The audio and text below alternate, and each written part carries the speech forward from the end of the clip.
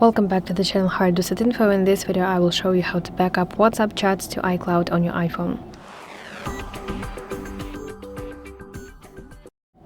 First of all, let's check some settings of iCloud. So you want to go to application settings. Now tap your Apple ID name at the very top of your screen, then tap on iCloud, and let's make sure that iCloud Drive is turned on.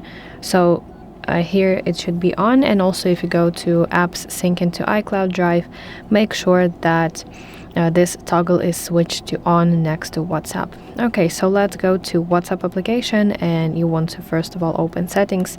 Now let's go to section with chat and tap on chat backup.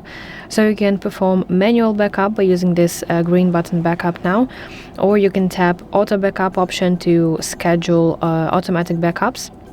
And here you can select duration, so it's daily, weekly, or monthly. And also you can include videos.